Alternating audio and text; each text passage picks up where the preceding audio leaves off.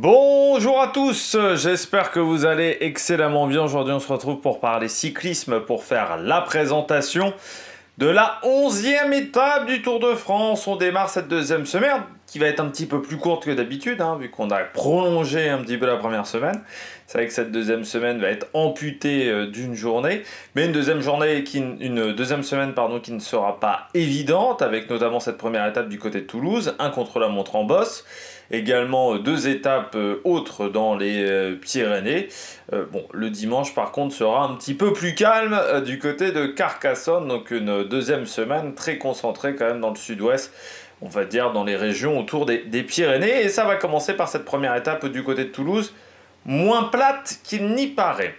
N'hésitez pas à vous abonner à la chaîne, à réagir dans les commentaires, à mettre un pouce bleu, à partager la vidéo sur les réseaux sociaux, notamment auprès de vos proches, si vous pensez que ça peut les intéresser. Dans les commentaires, n'hésitez pas à me dire qui sont vos favoris du côté de cette journée, quelle est votre grosse cote du côté de cette étape. Si vous avez les moyens et que vous voulez soutenir mon travail, vous pouvez faire un super thanks.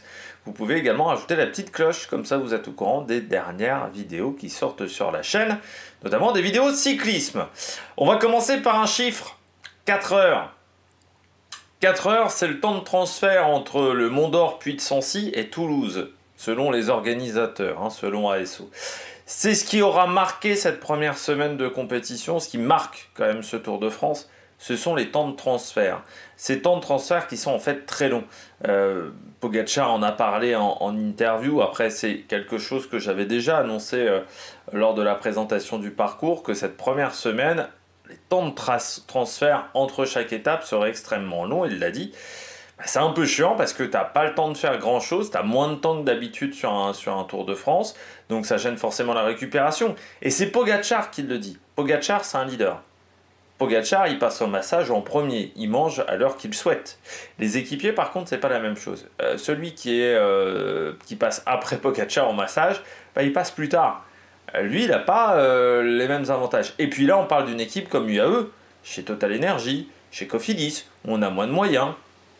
Là, ça peut être très problématique. Et puis en termes de logistique pour les formations, c'est difficile. Et en termes de coût, c'est un Tour de France qui coûte très cher pour le moment, parce que les voitures aussi, il faut les acheminer d'une ville à une autre. Et ça coûte. Et les équipes ne gagnent pas plus d'argent cette année, alors que les transferts, eux, sont beaucoup plus coûteux. Quand on parle d'économie du côté du cyclisme et de budgets qui sont grandissants et des inégalités qui sont de plus en plus importantes, ASO il participe également avec ces temps de transfert. Donc 4 heures. 4 heures, ça veut dire que potentiellement, si on est parti, faut savoir que l'étape de dimanche est arrivée aux alentours de 17h45. Le temps, il y a au moins 3/4 d'heure avant que les bus puissent quitter le site. Le temps que les coureurs arrivent, qu'ils se douchent. Il y a aussi le protocole. Donc les équipes partent pas tout de suite. Il ne faut pas croire que l'étape arrive à 17h45, à 18h, les bus ont déjà quitté le site d'arrivée. Non, ça prend du temps, ça prend au moins 3/4 d'heure. Parce que vous avez les interviews, vous avez les trucs à droite à gauche. Ça veut dire que je pense que les premiers bus ont peut-être quitté le site à 18h30, pas avant. Vous rajoutez 4 heures. Ça fait 22h30. En gros, les coureurs sont arrivés à 23h. Alors, on leur a fait des collations dans le bus. Est-ce qu'il y a des équipes qui sont restées même autour du Puy de Sancy et qui n'ont fait le trajet que lors de cette journée de repos, cette journée du mardi 15 juillet? Ça, c'est une question qu'on peut se poser, mais forcément, ça a un impact sur cette journée de repos. Cette journée de repos, elle est moins reposante que d'habitude. Parce qu'il y a ces 4 heures de route dans les pattes, soit ce que l'on a fait lors de la nuit du 14 juillet, soit que l'on fait lors de cette journée du 15 juillet. Cette étape du côté de Toulouse, c'est toujours compliqué après une journée de repos, il faut remettre la machine en route. Même si on va faire un petit peu de vélo, peut-être pendant 1 heure, c'est une journée qui n'est pas hyper reposante aussi pour les leaders. Vous allez avoir beaucoup d'interviews. Tous les grands leaders font normalement une conférence de presse qui peut durer 30 minutes, 40 minutes. Alors normalement, on fait 1 heure de vélo, 1 heure et demie de vélo pour, on va dire, entretenir le corps. C'est aussi, ça casse le rythme. Ça fait depuis 10 jours où vous partez à peu près tous les jours à 13h sur les étapes. Donc vous avez une sorte de routine. Tous les jours, vous finissez vers 17h30. Il y a une sorte de routine qui s'installe. Voilà, du côté des coureurs, La routine, elle a été cassée par cette journée de repos parce que bon, on va manger le midi, on va manger un vrai repas le midi. On n'est pas habitué, hein, depuis 10 jours, on mange des gels, on boit dans les bidons, mais on ne mange pas de vrais repas. Parce qu'on va pouvoir avoir du temps pour soi, mais c'est aussi un peu contraignant parce qu'on va pas être très fatigué ce soir du 15 juillet. Donc des fois on passe une mauvaise nuit entre le 15 et le 16 et puis après il faut remettre la machine en route et parfois c'est très compliqué. Moi je dis toujours, Romain Bardet n'était pas très bon dans le domaine hein, pour redémarrer après une journée de repos. Et en plus cette journée elle est explosive. Explosive pourquoi? Journée très courte en kilométrage, 157 km.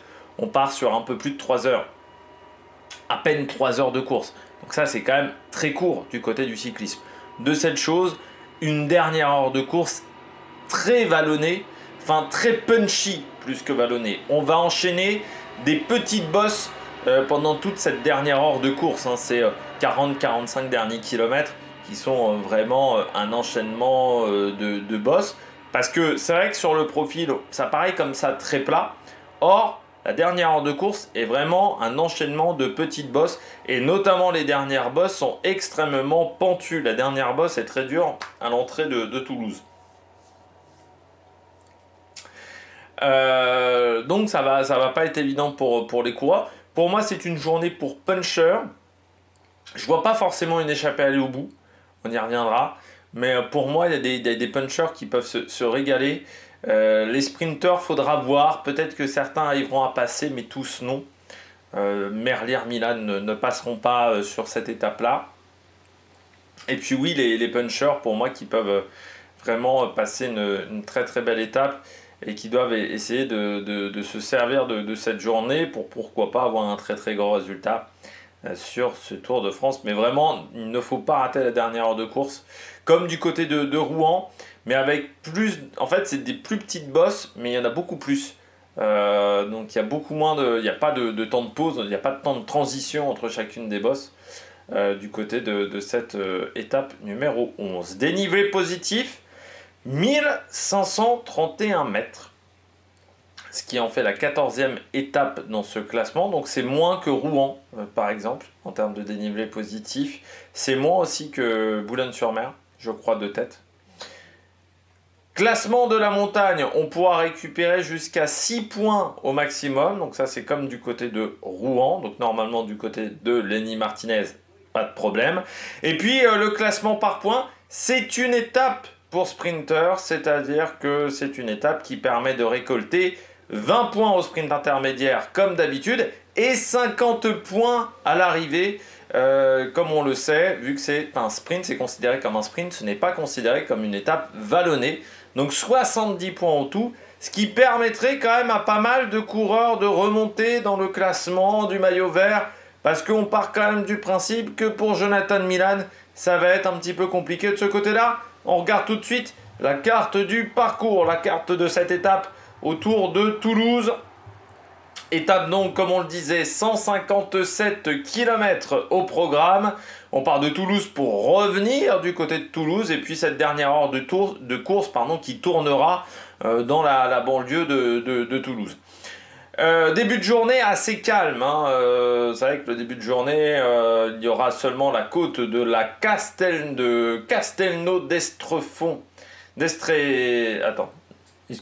d'Estrétefond. Pardon, j'ai complètement écrasé le nom de la ville. 1,5 km à 109 de moyenne. Bon, c'est pas la côte la plus dure de la journée, ça sera au bout de 25 km de course. Normalement, à ce moment-là, l'échappée sera déjà sortie, mais on sera qu'à 130 km de l'arrivée, quasiment, du côté de cette montée. On passe par Fronton, par Castelmourou, par Lanta, sprint intermédiaire à la Bastide de Beauvoir au kilomètre 97, donc on sera déjà dans les 60 derniers kilomètres de la course. Et puis la première côte, elle est au kilomètre 111,5, c'est la côte de Montgiscard, 1,6 km à 4,9 de moyenne. Elle s'enchaîne très rapidement avec la côte de Coronsac. Entre les deux, une petite période de route en prise que vous voyez ici, ça sera, on descend pas tout de suite, et puis ensuite la descente vers Coronsac, seulement 5 km entre Montgiscard et Coronsac, donc ça s'enchaîne.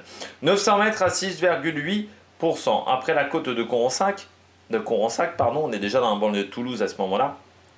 Petite période de transition, vous allez voir, hein, on va encore continuer à grimper un petit peu avec un petit peu de plat. Et puis ensuite, ça redescend vers la montée de Mervilla. Elle n'est pas au classement de la montagne, cette montée, au kilomètre 124. C'est-à-dire qu'on aura encore seulement 8 km entre le sommet de Coronsac et le sommet de Mervilla. Après Mervilla, on redescend. 5 km après Mervilla, on a la côte de Rébigoué.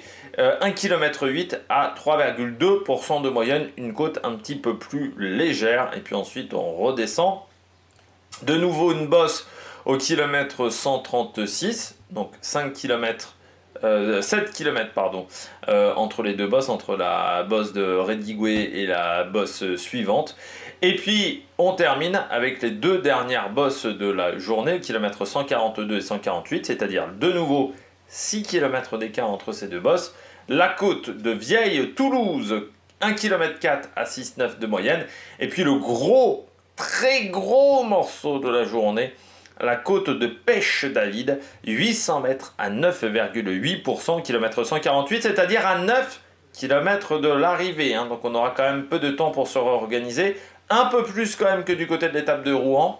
Mais ça reste quand même assez court pour se réorganiser du côté d'un peloton complet avec cette dernière bosse, certes courte, mais avec des pourcentages qui sont énormes.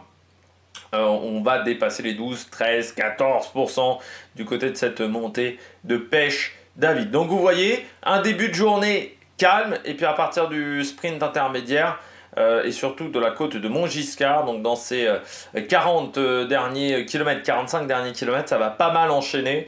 Donc cette dernière heure de course qui va être très vallonnée. Alors on n'est pas encore une fois sur des très longues bosses, mais ça va pas arrêter d'enchaîner.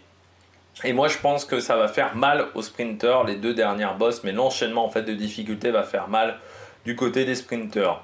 La fin d'étape, eh bien pas grand chose à dire. On aura seulement des difficultés, un rétrécissement interplein central, un virage serré. Ici, alors je crois que sur cette étape, on n'est pas on n'a pas de zone sprint. Je crois que c'est considéré comme... Alors soit c'est les 3 derniers kilomètres, mais je crois qu'on n'est pas dans les... On n'a pas de zone sprint. Donc je crois que c'est seulement les 3 derniers kilomètres qui sont sanctuarisés. Je ne suis même pas sûr, pour tout vous dire. Il faudra vérifier, il y avait un article de l'équipe qui indiquait ça. Je ne sais même pas si c'est pas sanctuarisé plus loin. Si l'étape n'est pas considérée comme une étape de montagne, une étape vallonnée, c'est-à-dire avec pas de zone sanctuarisée du côté du sprint. Donc ça, c'est à vérifier du côté de l'étape de Toulouse. J'ai oublié de regarder ce matin si la zone était bien sanctuarisée. Je vous dirai peut-être ça un petit peu plus tard dans la vidéo. Sinon, à part cette zone-là, ça reste assez rectiligne. La dernière ligne droite, par contre, est assez courte. Hein. On est sur une dernière ligne droite de 500 mètres à vue. C'est vrai qu'on a une petite courbe ici, une petite cassure au niveau de la flamme rouge. Et la deuxième, donc aux 500 mètres, c'est un rond-point même. Hein, donc pour cette cassure, voilà, qui nous emmènera vers le boulevard Las-Crosse pour l'arrivée de cette étape du côté de Toulouse. On regarde tout de suite la carte de l'étape. Donc vous voyez une grande boucle. Hein. On va partir du Toulouse pour aller plein nord. Et puis ensuite on redescendra pour récupérer le sprint intermédiaire. Et à partir de la côte de Coronsac, là, on est vraiment dans la banlieue de Toulouse, pas mal quand même pour la fin de cette journée. Ça veut dire avec un peu de terre-plein central, de circulation, enfin voilà, comme vous en avez l'habitude du côté des parcours un petit peu urbains. Ça augmente forcément les différentes difficultés sur ce tour, sur ce genre de journée. On regarde tout de suite le tourisme. Je viens de vérifier, avant d'attaquer la partie tourisme, sur les règles qui s'appliquent sur cette étape numéro 11. C'est la règle des 3 km qui s'applique. Voilà, les temps seront, en cas de chute, vous serez remis dans le groupe dans lequel vous étiez à 3 km de l'arrivée s'il y a une chute dans les 3 derniers kilomètres ou une crevaison, un problème technique. Enfin, voilà, parce qu'à chaque fois on dit que ce sont les chutes et les problèmes mécaniques également sont pris en compte par cette règle. Toulouse, bien entendu, la ville rose, et bien on commence du côté de Toulouse avec le Capitole, que vous voyez. Ce Capitole qui date de 1190. C'est vrai que la particularité de Toulouse, c'est qu'on n'a pas de mairie, on a ce majestueux Capitole, édifice emblématique, à l'intérieur duquel on a l'hôtel de ville, un théâtre et des salles d'apparat. C'est le siège du pouvoir municipal depuis sa construction, voilà, donc au XIIe siècle. Et il a été transformé et embelli à chaque époque. Et vous avez à l'extérieur, pardon, une façade néoclassique. Et on est également devant sur la place du Capitole, place très connue du côté des Toulousains, mais pas seulement. Hein, il se passe souvent des choses sur cette place du Capitole, notamment quand le stade toulousain remporte des compétitions de rugby. On a également des peintures à l'intérieur d'Henri Martin qui retracent l'histoire de Toulouse et des bustes qui font revivre les personnalités qui ont marqué la ville du côté de cette ville du Capitole. Est-ce qu'il y aura bientôt le buste de Big Flo et Oli? On ne sait pas du côté de Toulouse. On poursuit avec un deuxième lieu à voir, c'est le couvent des Jacobins. Ce couvent des Jacobins qui date du XIe siècle également. C'est une basilique de briques et de pierre qui est l'un des plus grands édifices romans d'Occident. C'est une ancienne étape du chemin de Compostelle et elle est inscrite à ce titre au patrimoine mondial de l'UNESCO depuis 1998. Sous son clocher octogonal se découvre une immense nef voûtée de 21 mètres de haut, ainsi qu'une crypte où demeurent de nombreuses reliques. Vous avez notamment celle de Saint-Cernin, et pas d'Antoine de Saint-Cernin, non, je ne sais plus, l'humoriste, le sniper de l'émission de Léa Salamé, évêque martyr du IIIe siècle, voilà. Monument historique depuis 1840, et donc monument patrimoine mondial de l'UNESCO, depuis 1998. Donc ça c'est la basilique Saint-Cernin, et puis donc vous avez le couvent des Jacobins, c'est pas très loin à côté, donc voilà, dont je voulais vous parler, ce couvent des Jacobins. 13e au 14e siècle, c'est un style gothique, voilà, ce couvent des Jacobins, ce que je vous ai parlé d'avant, c'est la basilique, la basilique Saint-Cernin, et à côté vous avez le couvent des Jacobins, pas très loin. Voilà. J'ai pris en photo que le couvent des Jacobins. J'avais oublié que je devais également parler de cette basilique. 13e siècle et 14e siècle, style gothique. Donc il a été construit en 4 fois, ce couvent des Jacobins, sur un terrain qui a été acquis en 1229. Première construction, donc 1230. Deuxième partie de la construction entre 1245 et 1252. Troisième campagne entre 1275 et 1315. Et enfin, on a fini le clocher en 1298 avec à l'intérieur la cloche de l'université et une tour de 45 mètres de hauteur. Cette tour qui sera détruite pendant la Révolution. Et donc la dernière campagne de construction date du XIVe siècle et permet d'enlever le contraste entre le palmier et l'abside et la nef charpentée. Je vais y arriver. Voilà, du côté de cette étape. Saint Thomas d'Aquin. Vous avez les reliques de Saint Thomas d'Aquin qui sont depuis 1369. Voilà, à l'intérieur de ce couvent des Jacobins du côté de cette étape. Et puis, bien entendu, la cité de l'air et de l'espace, bien entendu, à Toulouse, avec cette magnifique fusée. Cette cité de l'espace, pardon, pas de l'air et de l'espace, seulement de l'espace, qui propose 2500 m² d'exposition interactive pour devenir incollable sur la Terre et l'univers, sur tout Thomas Pesquet. Vous avez à l'intérieur un cinéma IMAX, un planétarium interactif, des animations pour les petits et les grands, et un jardin de 5 hectares qui abrite des répliques grandeur nature d'engins spatiaux et un grand télescope également. On poursuit après Toulouse, nous allons du côté eh bien, de Merville avec son château, le château de Merville que vous voyez ici, qui eh bien, date de 1743-1759, style classique. Cette construction est due au marquis Henri-Auguste de Chalvet Rochemontex, Rochemonté, je pense plutôt Rochemonté, qui était un homme des Lumières. Il dicte lui-même les plans à l'architecte toulousain Maduron. Les travaux vont durer 15 ans, ça c'est toujours le problème, hein. Quand vous faites vos plans vous-même pour une maison, c'est pas toujours facile. Les portes, tout s'imbrique pas, hein. Architecte, c'est un métier. Et les travaux durent 15 ans. Son fils est jeté en prison pendant la Révolution, mais il conserve le château qui passe par la suite à la famille de Beaumont du Repère, qui le possède toujours.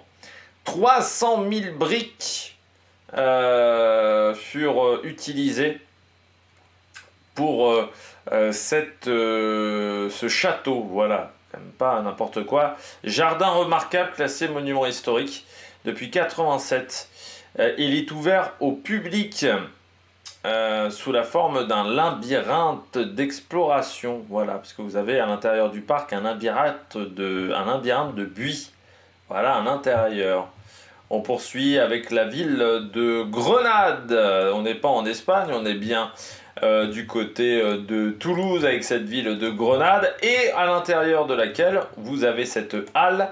Cette halle qui date du XIIIe siècle, et c'est l'une des halles médiévales les plus anciennes et les plus vastes de France. 1800 mètres carrés. Cet édifice remarquable qui fut construit par les fondateurs de la ville, dans un but bien entendu commercial, hein, ça c'est clair et net. Le rez-de-chaussée était utilisé pour les foires et les marchés. La charpente monumentale abritait des salles communes, et à l'intérieur duquel on avait le premier hôtel de ville de la commune. Le marché hebdomadaire s'y déroule toujours, hein, sous cette halle, si vous voulez aller du côté de Grenade, donc plutôt le samedi matin, pour ensuite faire également une petite zamplette. On poursuit du côté de cette étape du côté du comté de Fronton. Et Fronton, à l'intérieur duquel nous avons eh bien, un vignoble. Le vignoble de Fronton, bien entendu du vin à consommer avec modération, qui est la propriété des hospitaliers de l'ordre de Saint-Jean de Jérusalem. Voilà.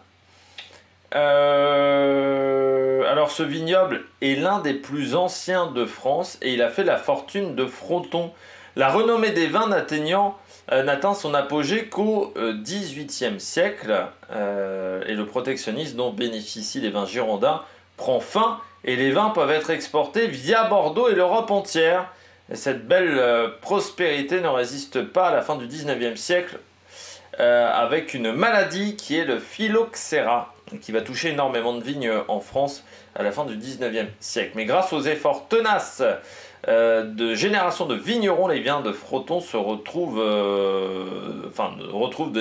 désormais leur lettre de noblesse et appellation d'origine contrôlée depuis 1975, et il a remporté ce vin en 2008 le prix du meilleur vin rosé du monde. Voilà, le vin de Fronton à consommer encore une fois avec modération, et surtout ne reprenez pas la voiture derrière.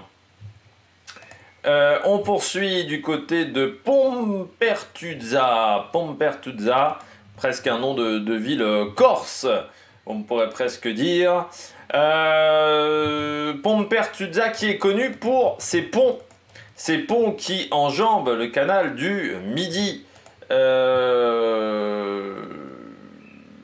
Et ce pont de briques, hein, qui enjambe le canal du Midi, le pont de Dame, inscrit lui aussi en 98 au monument historique. Il a été détruit pendant la bataille de Toulouse en 1814 et il a été rebâti 7 ans plus tard. Ça nous permet bien entendu de parler du canal du Midi, qui est l'un un lieu du patrimoine, peut-être l'un des plus importants, ce canal du Midi, qui traverse notamment la ville de Toulouse, plusieurs canaux, le canal de Brianne, le canal latéral à la Garonne, inscrit au patrimoine mondial de l'UNESCO, le canal du Midi relie Toulouse à la mer Méditerranée. Il a été réalisé sous Louis XIV et complété au XIXe siècle par le canal latéral à la Garonne pour naviguer vers l'Atlantique. Voilà. Vous pouvez parcourir bien entendu cette voie d'eau à pied, à vélo, la découvrir en bateau également. Et vous avez ces fameuses allées de platanes qui permettent d'avoir de la fraîcheur en plein été lorsqu'on est du côté du canal du Midi. Et puis on termine avec une dernière ville, un dernier village du côté de cette étape. Eh bien, c'est la ville de Portet-sur-Garonne, à l'intérieur duquel vous avez un musée de la mémoire qui fait partie de ce bâtiment. Car la commune, pendant la Seconde Guerre mondiale, a servi de camp de transit et d'internement, où on y a interné des dizaines de juifs, mais également des républicains espagnols qui étaient trop contre Franco, et qui vont ensuite être déportés vers les camps de la mort. C'est un camp hôpital ou un camp de réfugiés et il va accueillir près de 1400 personnes. Bien entendu, les conditions d'hygiène vont se détériorer très vite. Et il va fermer à la suite des protestations de l'archevêque de Toulouse. Voilà, ce qui est quand même pas anodin non plus. Du côté donc de ce village, du côté de Toulouse. Voilà. On passe désormais aux spécialités gastronomiques. Que serait Toulouse sans son cassoulet? Bien entendu, le cassoulet de Toulouse, le plat emblématique de la ville et je dirais même de la région. Ce cassoulet, donc fait à base de haricots secs, des haricots blancs, de la viande. On avait à la base des fèves à son origine et puis ensuite, ça va un petit peu changer. Alors, durant la guerre de 100 ans, durant le siège de Castelnaudary par les Anglais, les assiégés affamés auraient réuni tous les vivres disponibles, fèves, viande, pour confectionner un gigantesque ragoût pour revigorer les combattants qui purent alors chasser les Anglais et libérer la ville. Sauf que dans la réalité, d'un point de vue historique, c'est seulement une légende. D'un point de vue historique, ça ne tient pas. Il semblerait que ça remonte, cette idée, à la cuisine romaine antique, où c'est vrai qu'on aimait bien mijoter, faire des ragoûts de viande, de porc et de légumineuses. Et un des livres de cuisine les plus anciens décrit une recette de ragoût de mouton aux fèves, probablement inspirée par les Arabes. Et puis le cassoulet va prendre son nom, qui est en fait le plat dans lequel il cuit, la cassole, et ça serait au niveau du 19e siècle, où on parle d'un seul cassoulet authentique qui viendrait de Castelnaudary. Alors il y a plusieurs différences entre les cassoulets. Le cassoulet de Toulouse, on contient à l'intérieur du confit de canard, bien entendu une saucisse de Toulouse, de la carotte et un oignon piqué de clous de girofle, qu'on recouvre parfois de chapelure avant de passer au four.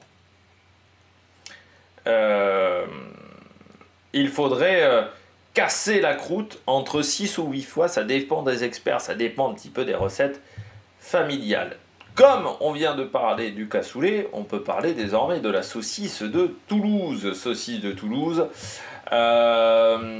qui est une saucisse à chair de couleur rose. Elle mesure de 26 à 28 mm de diamètre, hein, et entre 12 et 15 cm de long. Donc la saucisse de Toulouse Label Rouge comprend au minimum 80% de viande et gras de porc cru. Voilà. Vous avez un boyau naturel, soit de porc, soit de mouton. Et au niveau des additifs, on a le droit à entre 1,5 et 1,8% de sel, de l'eau, de la glace, du sucre, mais maximum 1% au total, des aromates, des épices, voilà, l'emploi de fumée liquide est interdit. C'est-à-dire que voilà, hein, donc c'est vraiment assez strict du côté de cette saucisse de Toulouse qui peut se garder au frais pendant une semaine, mais c'est meilleur frais. On peut aussi la faire sécher pour la conserver ensuite plusieurs mois. Et il fait partie des ingrédients du Gloubi Boulga de Casimir. Pour ceux qui ont été enfants dans les années 70, il faut rajouter, je crois avec de la crème dessert au chocolat, il faut rajouter également de la saucisse de Toulouse. Et bien entendu, elle fait partie intégrante du cassoulet. On poursuit avec du fromage, un petit peu du côté de cette journée. On commence avec le Saint-Félix. Un fromage très intéressant dans sa conception, le Saint-Félix, parce qu'en fait, on a l'impression un petit peu d'un millefeuille entre du lait de vache et du lait de chèvre. Et oui, c'est un fromage qui est à la fois fait avec du lait de chèvre et du lait de vache. C'est une sorte de millefeuille, voilà, ou d'un burger du côté de ce fromage très intéressant qui est produit du côté de Saint-Félix-Lauragais. Et c'est un fromage fermier au lait cru et on peut le retrouver hein, du côté de Toulouse, notamment du côté de ce fromage. Pardon. Il y a également le pavé toulousain. Ce pavé toulousain, un fromage assez rustique, un fromage très affiné. Qui fait la forme d'un cube de 12 cm de côté. Il est présenté dans une boîte en bois de peuplier imitant une cave, ce qui garantit une bonne condition de conservation. Et c'est la collaboration entre la fromagerie Xavier, donc une fromagerie très célèbre du côté de Toulouse, où vous pouvez trouver le fromage Saint-Félix également, et puis Alain Bazar, qui est un producteur fermier de l'Aveyron. Et il a une texture croquante avec des arômes terriens, pâte souple, et sa croûte rappelle la pierre. Voilà. Alors, pour le savourer, il est conseillé de le découper en fines tranches, hein, et de manger la croûte à la fin. La croûte fait partie du fromage. Si vous aimez le fromage, normalement, vous aimez les croûtes. Voilà. Moi, je n'aime pas le fromage, donc c'est un petit peu compliqué d'aimer la croûte. Mais je ne dis pas que j'aime le fromage, voilà, vu que je n'aime pas les croûtes, ni beaucoup de fromage. Par contre, j'aime beaucoup les desserts. Et donc, on attaque tout de suite la partie desserts avec le Fenetra. Alors, le Fenetra, que je reprenne ma petite fiche parce que j'ai pas mis tout dans l'ordre. C'est une pâtisserie traditionnelle de la région toulousaine à base d'amandes, de citron confit et d'abricots qui se consomme froide. Alors c'est une spécialité assez antique qui est un petit peu oubliée aujourd'hui. Alors la composition c'est simple, le fond c'est de la pâte sablée. On va rajouter au-dessus une base de confiture d'abricots. Ensuite on rajoute des cubes d'écorce de citron confit. Et on va rajouter au-dessus une dacquoise, c'est-à-dire un biscuit macaroné aux amandes. Parfois, on peut rajouter une meringue, mais la recette officielle, voilà, officielle, c'est une dacquoise, voilà, au-dessus. Et ça daterait de l'époque gallo-romaine. Hein. Le gâteau était consommé lors de la fête des morts, pratiquée au mois de mars, les Feretralia, ce qui aurait donné le nom Fenetra, voilà. Et les Toulousains se rendaient en famille à la grande nécropole au sud de la ville pour honorer les morts et faire des offrandes. Et le nom de la fête est donc a donné le nom à ce gâteau. Et la recette a perduré au fur et à mesure du temps. Et c'est dans les années 70, hein, parce que ce gâteau avait disparu, on va dire, vers le 19e siècle. Et il est revenu à la mode quand on a relancé ces fêtes dans les années 60-70. Grâce au rédacteur en chef de la Dépêche du Midi. Mais c'est un gâteau qui a du mal à se faire connaître. Voilà. Certains disent qu'il est plus connu par les touristes que par les Toulousains eux-mêmes.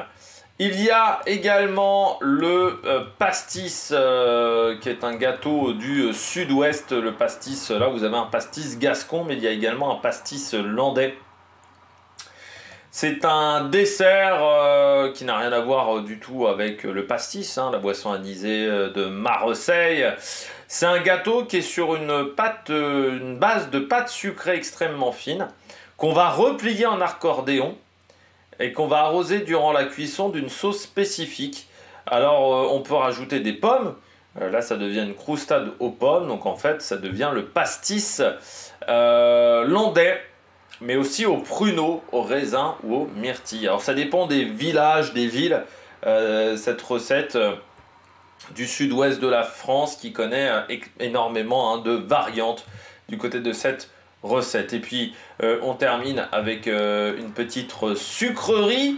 Et la sucrerie du jour, c'est la brique du Capitole. Cette brique du Capitole, en fait, c'est un bonbon feuilleté aux pralines et amandes et noisettes en forme de brique. C'est une spécialité du côté de Toulouse, voilà, que vous pouvez rapporter si vous êtes en voyage à votre famille, par exemple, cette brique du Capitole, parce que le pastis ou le fenetra, alors le pavé de Toulouse, ça doit se ramener aussi, hein, mais il y a d'autres spécialités qui sont plus compliquées à ramener dans son sac de voyage.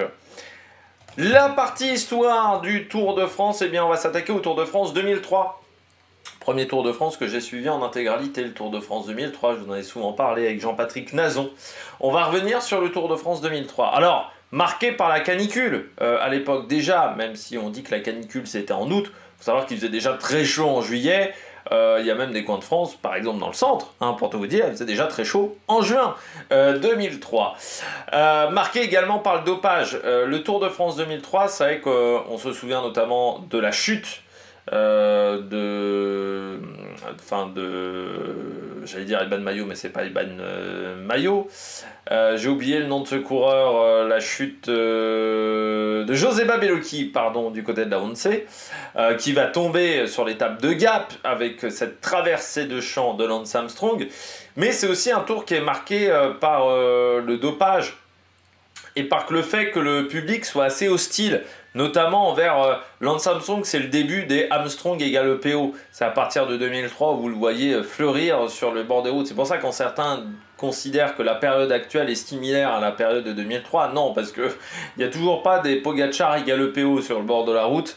Et là, il y avait une vraie hostilité d'une certaine partie du public quand même envers Lance Armstrong et envers le personnage Armstrong, parce que c'est vrai que c'était un personnage qui était quand même très particulier, il faut bien le dire.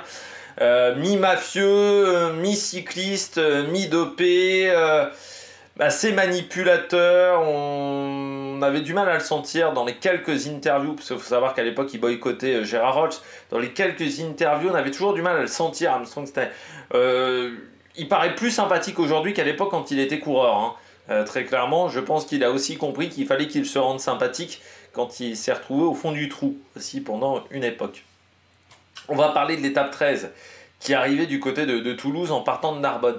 Alors il faut savoir également que le Tour 2003, ça a été le plus dur à gagner pour Armstrong, des 5 techniquement victoires d'Armstrong, mais qui ne sont plus des victoires d'Armstrong, parce qu'il y a une grosse opposition. Donc on parlait, il y a Joseba Bellocchi, mais vous avez Jan Ullrich, à l'époque du côté de l'équipe Bianchi, vous avez également Vinokourov, qui est à l'époque du côté de la T-Mobile, avec aussi Claudon, qui doit être déjà là, et puis vous avez également du côté du Tour de France 2003, Eban Mayo. Et c'est vrai que l'opposition autour de Lance Armstrong est très importante sur ce Tour de France. Alors l'étape partait de Toulouse pour arriver du côté de Narbonne, une étape de transition sur le papier, mais une journée assez courte comme aujourd'hui, 153 km, ce qui à l'époque était très rare. Hein. 153 km, c'était quasiment l'étape qui partait de Paris en termes de kilométrage, enfin l'étape des Champs-Élysées.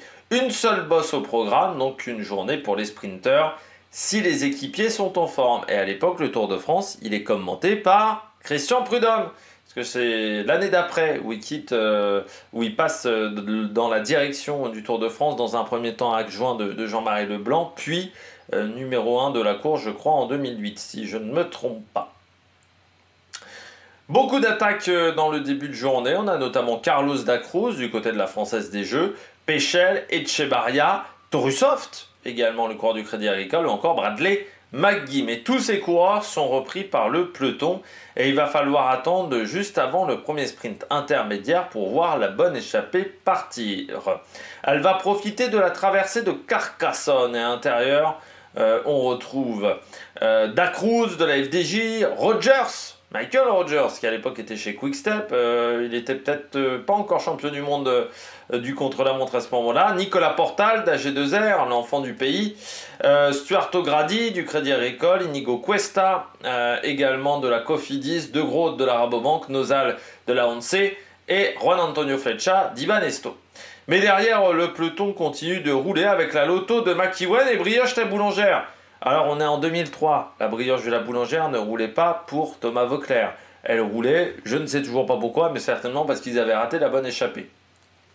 On va avoir une grosse partie de manivelle avec un écart qui va avoir du mal à dépasser les 3 minutes. Mais l'équipe vendéenne va abandonner les Belges à 55 km de l'arrivée. L'écart grimpe à 4 minutes 20. La partie n'est pas gagnée, surtout que l'ambiance dans le groupe de tête n'est pas au beau fixe. Et oui, on est dans un groupe quand même d'une dizaine de coureurs. À l'époque, c'est un groupe assez important et ça commence à... Voilà, à ce que certains sautent des relais. Et on va avoir beaucoup d'attaques à partir de 30 km de l'arrivée. Et à 19 km, l'écart tombe à 1 minute 54. Et Juan Antonio Flecha se dit que c'est le bon moment pour sortir. L'Espagnol prend très vite de l'avance. Et avec ses qualités de rouleur et également de flandrien, eh bien, il n'est pas facile à rattraper. Derrière, on va avoir Michael Rogers et Da Cruz qui partent en compte, mais seulement à 10 km de l'arrivée. Et malgré le futur triple champion du monde du contre-la-montre, eh bien, Juan Antonio Flecha s'impose en solitaire. Il conserve 4 petites secondes d'avance sur De Groot et Nozal qui ont repris les poursuivants. Le peloton termine 40 secondes derrière, pas de changement pour le maillot jaune. Armstrong mène à ce moment-là devant Vinokourov, le Kazakh. Mais on verra que sur la suite du Tour de France, Vinokourov va un petit peu régresser dans la hiérarchie. Le cycliste du jour, eh bien, je décidais de parler de Frédéric Moncassin. Pas mal de coureurs sont nés du côté de Toulouse. Alors Frédéric Moncassin, coureur dans les années 90, entre 89 et 99, qui a été également sélectionneur de la France entre 2004 et 2008. Alors c'était pas vraiment la meilleure période en termes de sélectionneur. Et puis il a également été pilote au Dakar, pour également une grande réussite de ce côté-là. Alors bien entendu connu pour ses 2 victoires sur le Tour de France 87, notamment un sprint massif du côté de Bordeaux à l'époque où il était dans l'équipe Gann. Mais il se classera 2e du classement par points derrière Eric Zabel. Il a également remporté Kuurne, Bruxelles, Kuurne, et il a également été performant sur Paris-Roubaix, même si bien, il se fait rattraper en 97 par le groupe de Frédéric Guédon, 3e de Milan-San Remo en 98, 2e du Tour des Flandres également en 97, vainqueur d'une étape sur le Paris-Nice 96, également vainqueur d'une étape du Tour de l'Avenir, de la 2e étape du Dauphiné Libéré, c'était la même année en 93. Vainqueur également du Grand Prix de Denain. Alors c'est un coureur qui est passé par la Super U, par Castorama, qui était devenu la suite de Super U avec le grand druide, comme on le surnomme, le manager de Bernard Hinault, enfin qui était directeur sportif de Bernard Hinault, également de Laurent Fignon, voilà, du côté de la Super U, et donc de Castorama derrière, donc Cyril Guimard. Et puis également, ensuite, il est passé chez Gann, Crédit Agricole, avec Roger Leger. Et entre les deux, il est passé par la World Perfect et Novel, qui est en fait l'ancêtre de la Rabobank. C'était la même structure qui deviendra ensuite la Rabobank dès 96, mais lui n'ira pas du côté de la formation Rabobank. Du côté de Frédéric Moncassin, voilà, donc avait une très grande pointe de vitesse, bien entendu spécialiste des classiques d'un jour, mais qui passait également pas mal les bosses. Voilà. Et il a arrêté sa carrière assez jeune, hein, à seulement 31 ans. Voilà, Frédéric Moncassin, mais qui en avait un peu marre du cyclisme après une dernière année où il n'avait pas fait le Tour de France. Pas forcément de résultats majeurs sur cette dernière année à 31 ans. Ce qui était très jeune quand même à l'époque pour prendre sa retraite. Du côté de la météo, on va regarder tout de suite le parcours, hop là, pour vous montrer tout ça du côté de la météo. Eh bien, on va avoir un vent de nord-ouest avec un grand soleil, 30 degrés, voire peut-être un petit peu plus, donc un ressenti qui va s'approcher des 35 pour les coureurs. Et ce vent de nord-ouest, qui sera entre 15 et 30 km/h, donc un vent qui sera défavorable sur la dernière partie de course, ce qui devrait un peu bloquer peut-être les tentatives d'échapper dans les dernières difficultés du jour. La stratégie, assez dur, hein, assez dur pardon, de lire cette étape. C'est vrai que entre l'idée de se dire oh pourquoi pas des baroudeurs, mais je pense qu'il y a suffisamment de coureurs intéressés du côté de cette étape pour rouler, même si certaines équipes de sprinteurs n'iront pas, ne tenteront pas de contrôler cette journée. Parce qu'on peut avoir un sprint avec des coureurs qui passent bien les bosses du côté de cette étape. Et puis en même temps, un homme seul peut essayer de partir dans les 10 derniers kilomètres, même si le vent semble un petit peu défavorable. Les premières côtes sont plus plates qu'à Rouen, mais ensuite ça devient un petit peu plus... ça devient vallonné, mais peut-être un petit peu plus court, à part la dernière côte qui est extrêmement difficile. Plus difficile, je pense, que la rampe Saint-Hilaire du côté de Rouen. Et puis on aura un peu plus de temps de se réorganiser contrairement à Rouen. À Rouen, il y avait 5 km en gros entre la rampe Saint-Hilaire et l'arrivée. Là, on aura 9 km. Ça reste quand même pas énorme, donc ça ne devrait pas permettre à un sprinter de revenir de l'arrière. Du côté de mes favoris pour cette journée, je pense qu'en échappée, pardon, j'ai oublié de parler d'échappée. L'échappée, on devrait avoir entre 5-6 coureurs. Voilà, au moins. Du côté de cette échappée, il faudra essayer de la contrôler. Ça ne sera pas forcément facile. Du côté des favoris, Van Der Poel, ouais, sprint comme ça avec une étape en bosse. Voilà, lui, il va passer les différentes difficultés. Ça ne va pas trop le gêner. Je pense à Romain Grégoire, qui a certes eu des moments un petit peu de fatigue, mais qui a peut-être récupéré depuis. Et puis Wout van Aert, pour moi, il était en journée de récup lundi. Donc je pense qu'il peut viser cette étape-là en grosse cote. J'ai mis Luc Plapp. S'il y en a un qui peut partir en solitaire, c'est lui.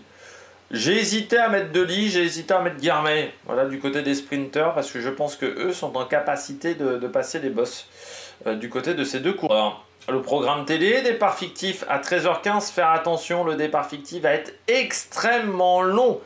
Il est aussi long qu'à Lille. 30 minutes de départ fictif, donc ça va être très très long. Franck Ferrand va énormément parler de Toulouse, la côte de Castelnau d'Estrétefond, pardon, de 4e catégorie, à 130 km de l'arrivée, entre 14h18 et 14h21. Montvert, à 99 km de l'arrivée, entre 14h59 et 15h05. La Bastide, Beauvoir, à 59 km de l'arrivée, entre 15h49 et 16h01. Pour une côte de 4e catégorie, la côte de Coronsac à 39 km de l'arrivée, entre 16h14 et 16h28. Là, il faudra être déjà devant sa télé à ce moment-là. Une arrivée prévue entre 17h05 et 17h24. Eh bien, j'espère que vous avez aimé cette vidéo. Nous, on se retrouve juste après l'arrivée de cette étape pour faire un débrief rapide en short. Et puis, bien entendu, du côté des 21h, je dirais, pour faire le débrief un peu plus en détail de cette étape numéro 11. Allez, n'hésitez pas à vous abonner à la chaîne, à réagir dans les commentaires, à mettre un pouce bleu, et puis nous on se retrouve pour de nouvelles aventures sur la Production. Ciao ciao!